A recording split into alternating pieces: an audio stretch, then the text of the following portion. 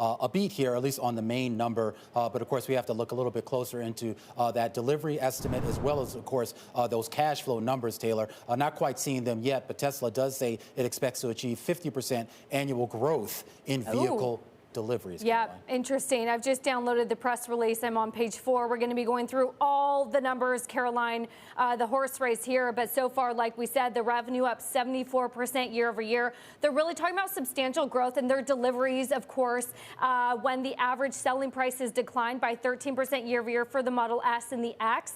And then, of course, those deliveries reducing some of the first quarter, of course, due to some of the product updates that they have. But you migrate forward to the profitability, and they are really looking at a 5.7% operating margin.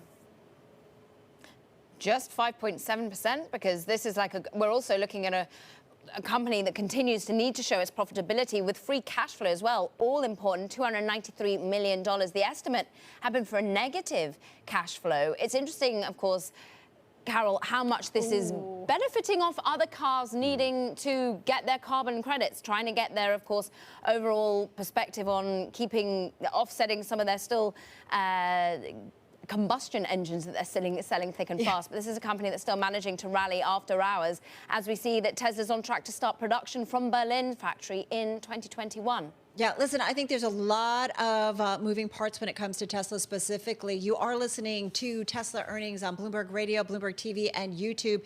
You know, keep in mind the president has also talked about EV credits, once again, EV rebates specifically, which could give a boost to Tesla going forward. And I mean, I think what we need to find out is, especially certainly when we get into the earnings call, you know, they're boosting production when it comes to Austin, Texas specifically, but we want to know kind of about the outlook and whether or not they are continuing to maintain some share, because they have been losing a little bit of market share in the United States, Romain. Yeah, I mean, looking at the production numbers right now, we kind of knew this, 180,338 to be precise, deliveries 184,800. Of course, they give those monthly updates, so we sort of knew that. I guess you're going to extrapolate from the headline about the potential growth, 50% annual growth in vehicle deliveries, where that sort of gets you here on a full year basis. That would still put you roughly in line with what the street was expecting, even a little short if my math is correct here. And of course, we always want to focus on fundamentals, but this is a company that is investing some of their cash in Bitcoin, and indeed they comment on it. They see that we do have some positive year-over-year impacts from the sale of Bitcoin, and that was a reason why some of their quarter-end cash and cash equivalents decreased to about $17 billion, mainly because they had a net cash outflow, all due to cryptocurrency purchases. Caroline.